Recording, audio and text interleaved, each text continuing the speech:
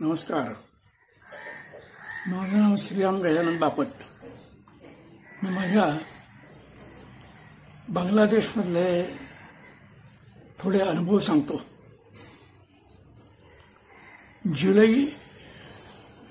जून 2019 मध्ये म्हणजे माझ्या रिटायरमेंट नंतर जवळजवळ 12 वर्षांनी एक दिवस अचानकपणे अणुशक्ती खात्यातून वरिष्ठ वैज्ञानिक अधिकाऱ्याचा मला फोन आला आणि त्याने मला सांगितलं, तुमची बांगलादेशला तिथल्या अणुशक्ती प्रकल्पावर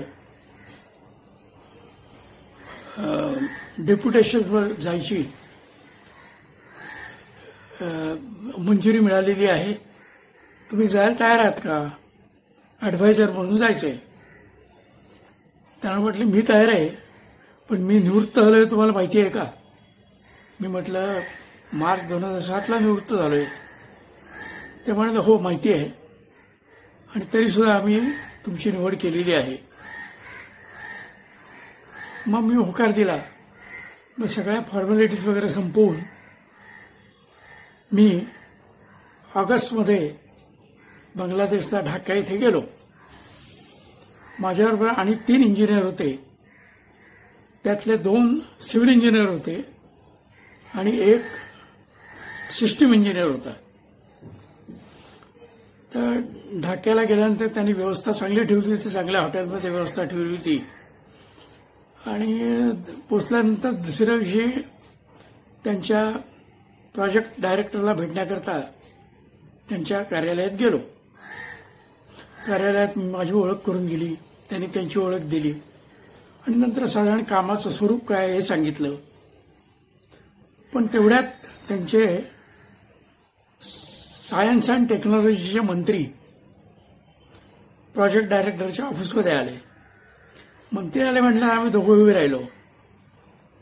तर मंत्र्यांनी मला बसायला सांगितलं आणि प्रोजेक्ट डायरेक्टर उभेच राहिले.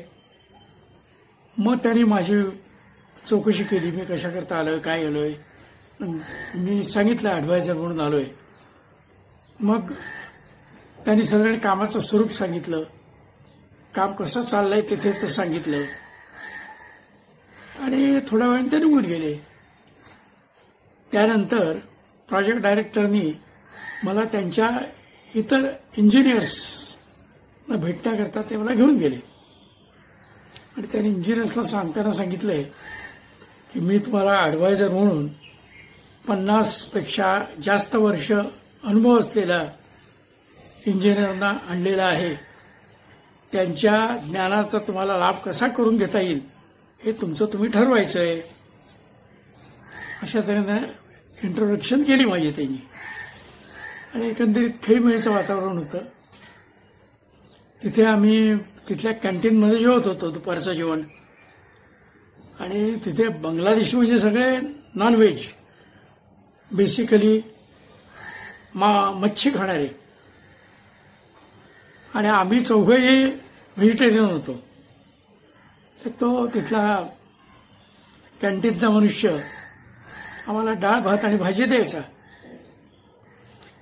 पण एखाद दिवशी तो सांगायचा आज भाजी घेऊ नका. तर काय रे, काय नाही घ्यायची. तो सांगायच्यात छोट्या माशाचे तुकडे आहेत. मग काय डाळ भात वरून भागवत घ्यायचं. अशा तऱ्हेनं आम्ही तिथे 10 दिवस काढले. सगळी माहिती करून घेतली, तिथली प्रोजेक्टबद्दल माहिती करून घेतली. काय काय कामाचं स्वरूप आहे ते बघितलं. कामाचं प्रगती कुठपर्यंत झाली ते बघितले. आणि आम्हाला नंतर त्यांनी प्रोजेक्ट साईटवर पाठवलं. ढाक्यापासून 250 किलोमीटरवर पूर्वेला पद्मा नदीच्या काठावर. पद्मा नदी म्हणजे भारतातली गंगा. तिथे तिकडे गेल्यानंतर पद्मा नाव होतं. त्या पद्मा नदीच्या काठावर तिथे प्रोजेक्ट होतं आणि 2 युनिट्स ऑफ 1200 मेगावॉट म्हणजे खूप मोठं प्रोजेक्ट होतं. आपल्याकडे फक्त कुडमकुलमचं प्रोजेक्ट 1000 मेगावॉट कॅपॅसिटीचा आहे बाकी बरीचशी प्रोजेक्ट आता आपली 700 मेगावॉटची आहेत. थोडी सिस्टीम वेगळी होती. Russian design, Russian contractor, Russian engineers, Russian workers असं सगळे होते. आणि त्यांचे जे इंजिनियर्स होते त्या इंजिनियर्सना नवीन फ्रेश असल्यामुळे त्यांना साईटवर नेऊन प्रत्येक गोष्ट समजावून सांगायला लागायची. त्याप्रमाणे आम्ही साईट व्हिजिट करायचो. सकाळ दुपार बघायचो, त्याला शिकवायचं थोडं थोडं. अर्थात असं साईटचं शिकणं हे चांगलं शिकणं असतं. त्यामुळे बऱ्याचशा छोट्या छोट्या गोष्टी माहीत होतात. नंतर दर आठवड्यातून एक वेळ, एक साधारण तास दीड तासाचं त्यांना वेगवेगळ्या विषयावर सिव्हिल इंजिनिअरिंग कन्स्ट्रक्शन क्षेत्रातल्या एक व्याख्यान द्यायला लागायचं. पॉवर पॉईंट प्रेझेंटेशन करायला लागायचं. ते आम्ही नियमितपणे करत होतो. आणि अशा तऱ्हेनं आमचं बरंच चांगली तिथं हे झालं. नंतर त्यांचे वेगवेगळे टेस्ट रिपोर्ट्स येत होते. त्या टेस्ट रिपोर्टचं अनालिसिस करण्याकरता मला ते इन्व्हॉल्व करत होते.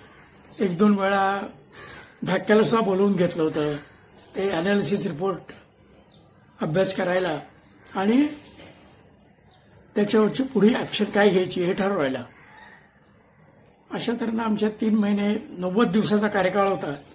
तो मजेत गेला. आम्हाला सुद्धा शिकायला मिळालं. आम्ही त्यांना शिकवू सुद्धा शकलो. तिथे रशियन टेक्निक जे आहे ना, कन्स्ट्रक्शन टेक्निक, ते फार उत्तम प्रतीचं टेक्निक होतं. म्हणजे दोष काढायला विशेष जागा नव्हती. अशा तऱ्हेनं आम्ही ऑक्टोबरमध्ये परत आलो. परत आल्यानंतर साधारण डिसेंबरमध्ये परत मला फोन आला अणुशक्ती खात्याचा. आणि त्यांनी मला सांगितलं की तुमचं पुन्हा डेप्युटेशनवर बांगलादेशचा याला सिलेक्शन झालेलं आहे आणि तिथल्या प्रोजेक्ट डायरेक्टरनी तुम्हाला मुद्दाम मागून घेतलेला आहे, तर तुम्ही जाल ना. म्हटलं जाईन. आणि त्या दुसऱ्या टीममध्ये मी जुना होतो आणि बाकी 4 लोक नवीन होते. पण त्यामध्ये एकच सिव्हिल इंजिनियर होता, बाकी सिस्टीम इंजिनियर होते. कारण काम पुढं सरकलेलं होतं आणि सिस्टीम इंजिनियरचं काम वाढायला लागलेलं होतं. अशा तऱ्हेनं तिथे गेलो आणि मागच्या वेळेसारखंच सगळं एक लोकांशी इंटरॅक्शन, इंजिनियर्सशी इंटरॅक्शन, कॉन्ट्रॅक्टरशी इंटरॅक्शन असं झालं.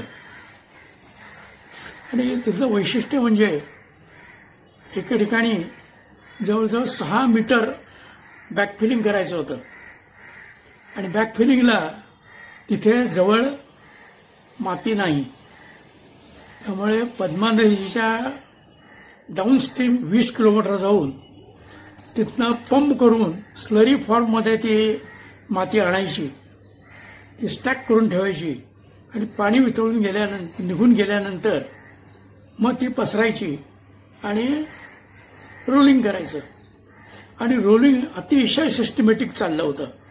एका वेळी 24 रोलर्स तिथे चालू होते. एवढं मशिनरी डिप्लॉयमेंट आपल्याकडच्या प्रोजेक्टवर होत नाही.